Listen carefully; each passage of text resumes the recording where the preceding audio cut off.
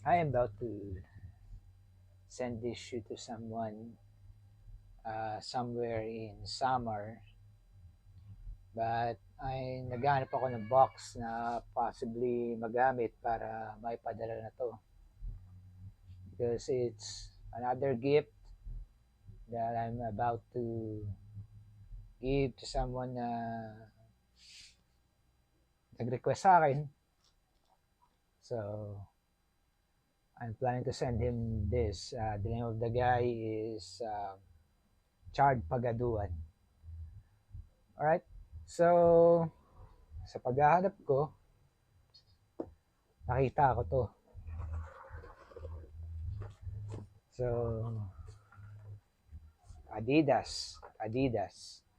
So, match na match. Kaso, durog na eh.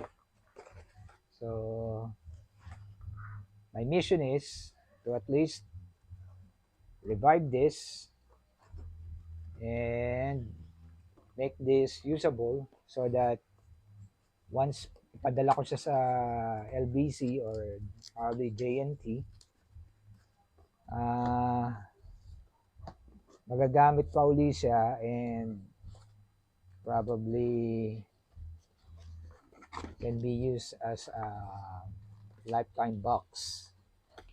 I think kaya pa naman itong ayusin eh. Something can be done about this. So, help me guys. Join me as I try to revive this box and make this usable for packaging this shoe that I'm about to send to someone. So, what's going on? It's me again, Sneaker Dan, and this time we'll be trying to revive this box so that it can be used for sending or packaging this shoe that I'm about to send to someone. If you haven't subscribed, please do and hit the notification button.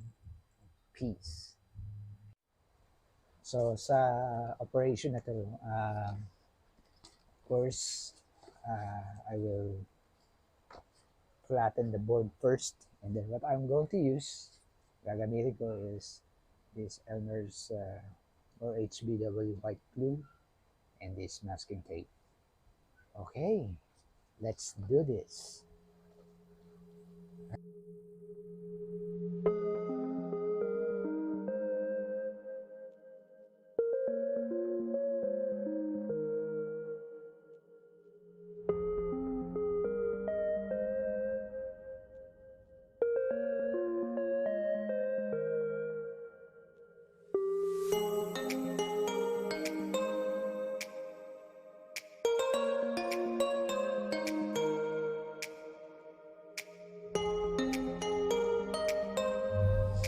So we got the box now. So what's something left is to put the shoes on it. Okay. Of course, I'll be sending this to Chard Pagaduan via LBC.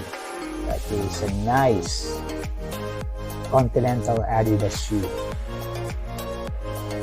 Right, so I have the covering paper. It's an Adidas paper as well. So let's just put it in. So make sure we have enough for covering the top.